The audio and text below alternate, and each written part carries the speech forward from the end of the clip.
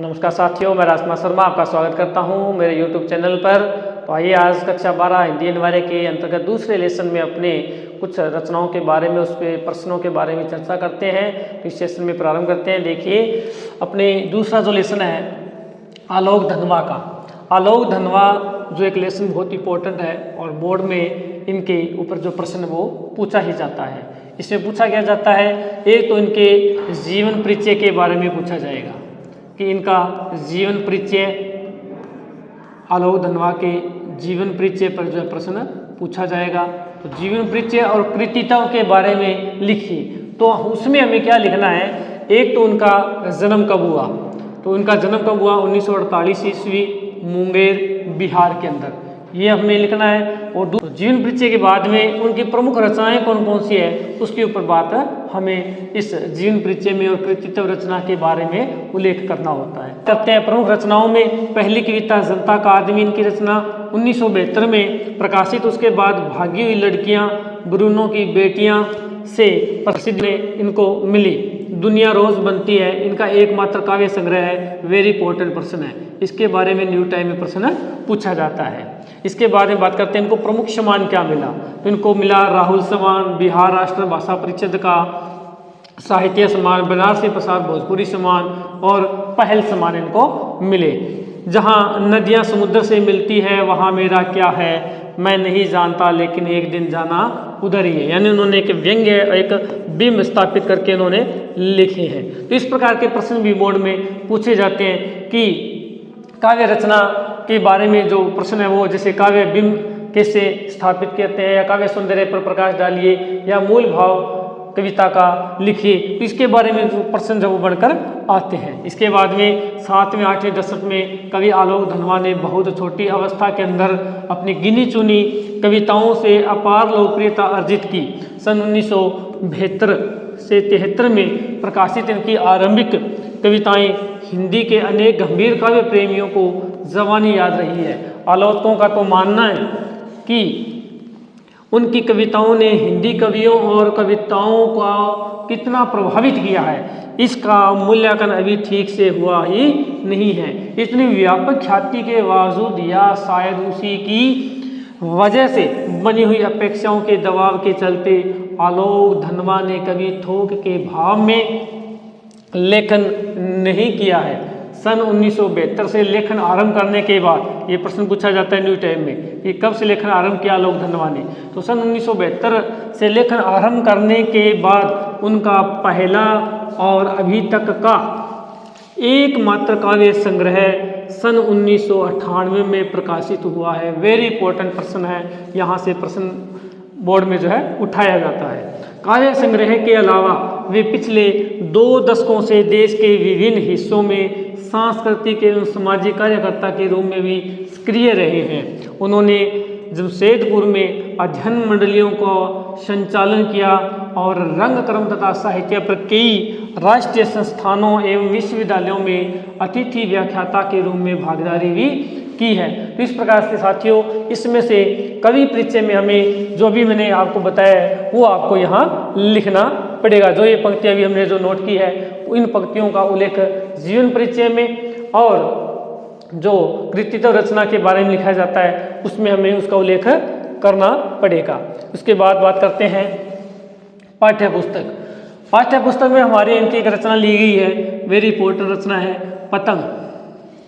आलोक धनवा की रचना है पतंग के एकमात्र काव्य संग्रह का हिस्सा जो है ये लिया गया है।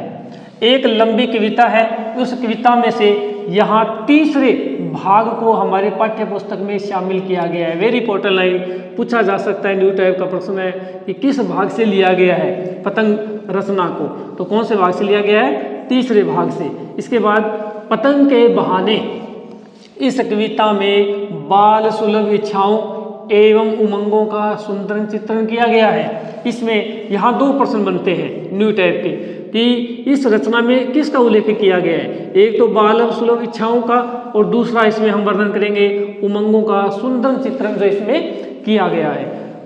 बाल क्रियाकलापों में एवं प्रकृति में आए परिवर्तन को अभिव्यक्त करने के लिए सुंदर बिंबों का उपयोग इन्होंने अपनी रचनाओं में किया है। बन सकता है बोर्ड में। तो सुंदर बिंब क्या होते हैं, जिसे पतंग के साथ उसकी क्या बच्चों के साथ तुलना की गई है, तो उसके बारे में यहाँ उसको कहते हैं अपने बिंब स्थापित करना।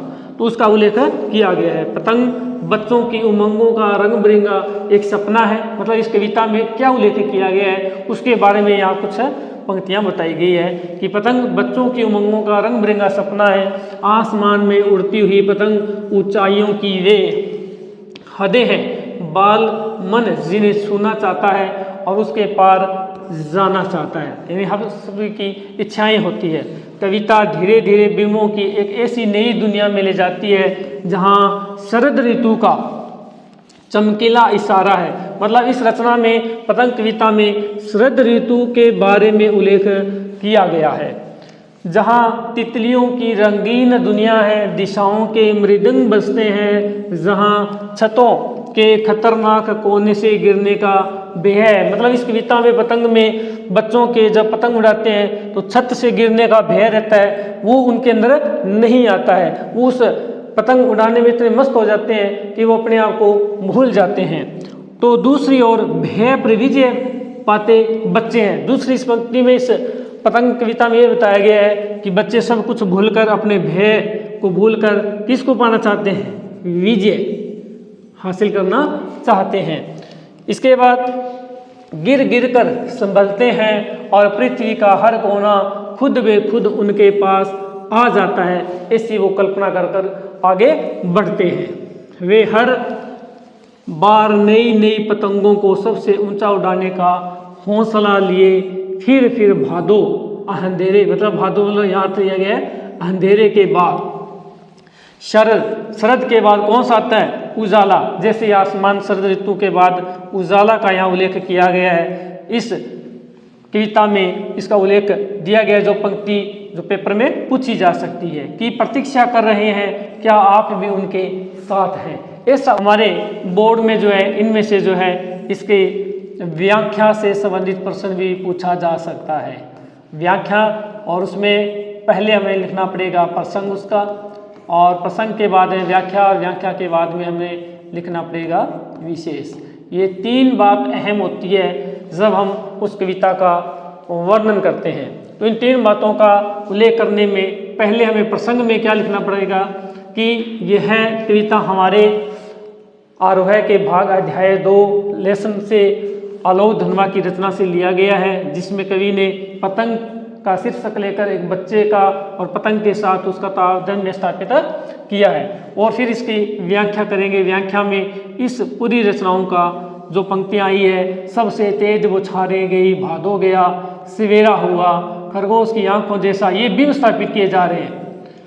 शरद आया फूलों को पार करते हुए। तो इन प्रकार की पंक्तियों को उठाकर जो है प्रश्न जो है बनते हैं न्यू टाइप के, या उसमें से अलंकारों को भी पूछा जा सकता है, क्योंकि ऐसी लाइनें जैसे खरगोश की आंखों जैसा उसके साथ बिंब स्थापित करके उपमा स्थापित की गई है। अपनी नई चमकीली साइकिल तेज चलाते हुए, घंटी बजाते हुए, जोर जोर से चमकीले इशारों से बुलाते हुए, पतंग उड़ाने वाले बच्चों के झुंड को चमकीले इशारों से बुलाते हुए और आकाश को इतना मुलायम बनाते हुए कि पतंग ऊपर उठ सके, कि दुनिया की सबसे हल्की और रंगीन चीज़ उड़ सके।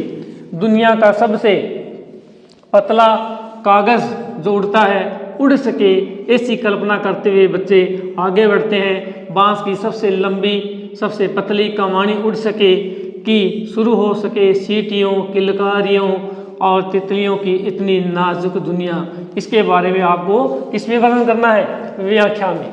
इसके बाद अपने नेक्स्ट है, जन्म से ही वे अपने साथ लाते हैं कपास जैसे रुई का ऊन के बारे में यहाँ उल्लेख किया गया है। पृथ्वी घूमती हुई आती है उनके बेचैन पैरों के पास, जब वे दौड़ते हैं बेसुध अपनी सुध बुध खो जाते हैं। छतों को भी नरम बनाते हुए, दिशाओं को मृदंग की तरह, जैसे मृदंग जैसे ढोल नगाड़े जो बजते हैं उसकी तरह वो भागते हुए, जब वे पेंग भरते हुए चले आते हैं आवाज़ करते हुए, डाल की तरह लचीले वेग से तेज गति से वो अक्सर निकलते हैं। तो ये इसका जो भावार्थ है इसकी व्याख्या के अंदर हम उल्लेख करेंगे। तीसरा जो हमारा बिंदु है विशेष। विशेष में जो अभी हमने व्याख्या की है उसके बारे में आपको इस रचना के बारे में क्या लिखना है कि इस रचना में विशेष बिंब स्थापित किए गए हैं, अलंकारों का उपयोग किया गया है, भाषा सीधी और सरल की है। इस प्रकार का आपको उल्लेख किसमें करना है? विशेष में करना है। इसके बाद छतों के खतरनाक किनारों तक उस समय गिरने से बचाता है, उन्हें सिर्फ उनके ही रोमांचित शरीर का संगीत, पतंगों की धड़कती ऊंचाइयां उन्हें थाम लेती है महज एक धागे के सहारे। जिस प्रकार पतंग को एक धागे के सहारे पतंग उसके ऊपर टिक कर उड़ती है, उसी के साथ बच्चे को यहाँ बिंब स्थापित किया गया है। पतंगों के साथ साथ वे भी उड़ रहे हैं, वेरी इंपॉर्टेंट लाइन। ऐसी पंक्तियां उठाकर न्यू टाइप का प्रश्न बनते हैं कि पतंगों के साथ साथ कौन उड़ रहे हैं? तो हमारा उत्तर बनता है वे, मतलब वे यहाँ बच्चे। तो ये इस प्रकार का प्रश्न बोर्ड में पूछा जाता है कि वे कौन उड़ रहे हैं, तो यहाँ आंसर बनता है हमारा बच्चे। तो अपने रंध्रों के सहारे, इस प्रकार की लाइनों को उठाकर न्यू टाइप में बोर्ड में हमारे प्रश्न आते हैं। तो इस पर हम इस प्रकार से इसकी व्याख्या कर कर इसका भावार्थ उल्लेख करेंगे। अगर वे कभी गिरते हैं छतों के खतरनाक किनारों से और बच जाते हैं तब तो और भी निडर होकर सुनहले सूरज के सामने आते हैं। पृथ्वी और तेज घूमती हुई आती है उनके बेचैन पैरों के पास। मतलब हर चीज़ को वो भूल जाते हैं और इन छत के किनारों पर इस प्रकार से चलते हैं और निडर हो जाते हैं, अपने आप को भूल जाते हैं और जो चमकता हुआ सूरज है उसके सामने भी वो अपनी पतंग को उड़ाते रहते हैं। पृथ्वी भी तेज घूमती हुई बेचैन सी होती है, उनकी पैरों को छूने का प्रयास करती है। इस प्रकार कवि आलोक धनवान ने पतंग कविता के माध्यम से हमारे सामने इनका भावार्थ प्रस्तुत किया है। तो इस प्रकार से कुछ प्रश्न भी बोर्ड में बनते हैं। जैसे पहला प्रश्न है, सबसे तेज बौछारें गई भादो गया के बाद प्रकृति में जो परिवर्तन कवि ने दिखाया है उसका वर्णन अपने शब्दों में करे। तो मतलब इस पंक्ति का अर्थ का अपने भावों में अर्थ स्पष्ट करने का उल्लेख हमें करना है और जितना ही करना है जितना इसमें पूछा गया है, इस बात का विशेष ध्यान रखें। दूसरा प्रश्न जैसे पूछा गया है, सोचकर बताएं कि पतंग के लिए सबसे हल्की और रंगीन चीज, सबसे पतला कागज, सबसे पतली कमानी जैसी विशेषणों का प्रयोग क्यों किया गया है। तो यहाँ इसके बारे में अगर मान लो इस प्रकार का प्रश्न आता है तो हमें उसके बारे में क्या लिखना है? बच्चे का और पतंग के साथ बिंब स्थापित करना है और उसके बारे में उल्लेख आपको करना पड़ेगा, तब हमारा आंसर सही होगा। जैसे देखो तीसरे प्रश्न में दे रखा है, बिंब स्पष्ट करें कि ये बिंब दे रखे हैं, सबसे तेज बौछारें गई, भादो गया, सवेरा हुआ। और जैसे खरगोश की आंखों वाली लाइन अभी जो अपने चर्चा की थी पहले भी, खरगोश की आंखों जैसा लाल सवेरा, मतलब सुबह के टाइम को किसके साथ बिंब स्थापित किया गया है? यहाँ बिंब स्थापित किया गया है खरगोश की आंखें। कैसी बताई गई है? लाल। तो लाल सवेरा को खरगोश के आंखों के साथ उसमें बिंब स्थापित किया गया है। इस प्रश्न का आंसर इस प्रकार से हमें देना है। जैसे शरद आया फूलों को पार करते हुए, अपनी नई चमकीली, ये देखो चमकीली साइकिल से तेज चलाते हुए ये बिंब स्थापित किया गया है। घंटी बजाते हुए जोर जोर से, चमकीले इशारों से, ये यहाँ देखो विशेषण स्थापित हो गया है, चमकीले इशारों से बुलाते हैं, तो ये बिंब स्थापित किए गए। इस प्रकार से आपको इन लाइनों को पढ़कर आपको वहाँ उसका आंसर देना पड़ेगा। नेक्स्ट प्रश्न है, जैसे चौथा प्रश्न है, जन्म से ही वे अपने साथ लाते हैं कपास। वे जन्म से ही, वे मतलब यहाँ वे किसके लिए है? बच्चों के लिए। कपास, जैसे खरगोश का बच्चे के साथ तुलना की गई है। कपास के बारे में सोचें कि कपास से बच्चों का क्या संबंध बन सकता है, तो उसके साथ आपको तुलना करके इन दोनों का उत्तर देना पड़ेगा। पांचवा प्रश्न है, पतंगों के साथ साथ वे भी उड़ रहे हैं, मतलब यहाँ बच्चे उड़ रहे हैं, इनके बारे में बताया गया है। तो बच्चों का उड़ान से कैसा संबंध है? तो उस पतंग कविता का और बच्चों की उड़ान के साथ संबंध के बारे में आपको व्याख्या करनी पड़ेगी और उसका उत्तर देना पड़ेगा। तो इस प्रकार से हमारे बोर्ड में जो आलोक धनवा की जो रचना है उस पर प्रश्न आएंगे। नेक्स्ट है, दिशाओं को मृदंग की तरह बजाने का क्या तात्पर्य है? तो दिशाओं का मतलब क्या है? जिस प्रकार से बच्चे पतंग उड़ाते हुए, भागते हुए, दौड़ते हुए आते हैं, तो जैसे ढोल नगारों की आवाज़ जैसे आती है, उन बच्चों का शोर शराबा को साथ इस दिशाओं में चारों ओर आवाज़ उनकी गूंजती है। इसका मतलब यहाँ तात्पर्य को स्थापित किया गया है। आशा करता हूँ कि ये जो पंक्तियाँ हमने अभी पढ़ी है रचनाओं में, उनके बारे में आपको अर्थ समझ में आया होगा और बोर्ड से कुछ संबंधित जो प्रश्न है उसके बारे में आपको जानकारी मिलेगी। करता हूँ कि इस वीडियो के माध्यम से आपको आलोक धर्मा की रचनाओं में आपको कुछ प्रश्नों की जानकारियाँ और बोर्ड से संबंधित जो प्रश्न है आपको समझ में आए होंगे। तो मिलते हैं नेक्स्ट वीडियो में, तब तक के लिए धन्यवाद।